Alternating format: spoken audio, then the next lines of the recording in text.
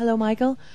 I would like to ask you the whole thing about you being kicked off the Danish national team. How much were you thinking about that today during the race? How much does it have an effect on you? How about this much?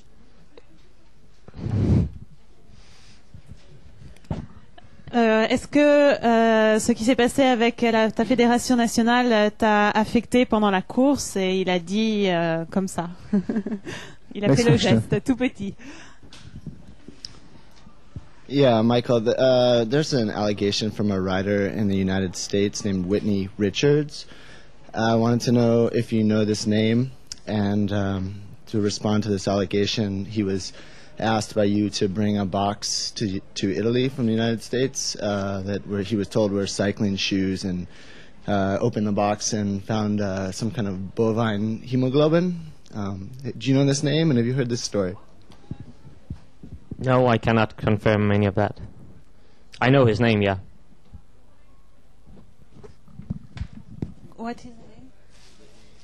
Whitney Richard. Il y a une histoire donc avec Whitney Richard.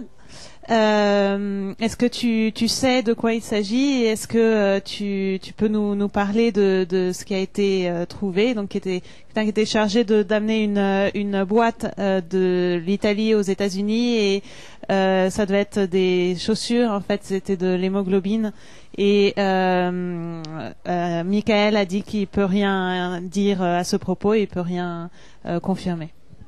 Question pour la salle de presse. Michael, this week you said to the Danish television that there was one warning for you from the doping agencies because you had a no-show, or you didn't tell them your whereabouts. Later you said there were two warnings, one from last year and one from this year. And today in the Danish television, the director of the Danish Cycling Union has told us that there is actually 4 warnings. 2 from the Danish Anti-Doping Agency and 2 from UCI. Could you explain a little more about your warnings?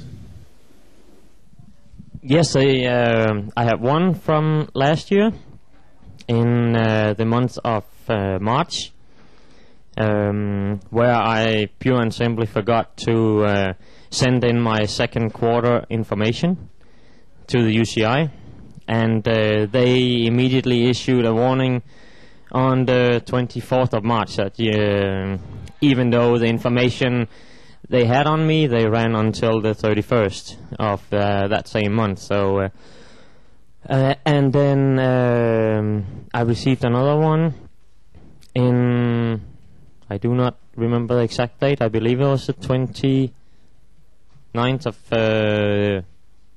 or 26th or the 29th of June this year, from the UCI, and I received one from the Danish Anti-Doping Agency as well, because they get their information from the same database, which is the UCI. So if the database is not updated correctly, and that agency decides to show up at the same time, obviously, then I might not be there. Donc, est-ce que tu peux clarifier le nombre d'avertissements que tu as eu et comment ça s'est passé? Donc, Michael a dit, j'ai eu un avertissement l'an dernier, au mois de mars, parce que j'avais oublié de donner certaines informations à l'Union cycliste internationale, et le deuxième est au mois de juin là, de cette année, le 26 ou 29 de l'UCI, et j'ai eu également un avertissement de l'agence antidopage danoise, mais qui a utilisé le même database que celui de l'UCI. Donc évidemment, si j'étais pas là pour l'UCI, j'étais pas là non plus pour la fédération danoise.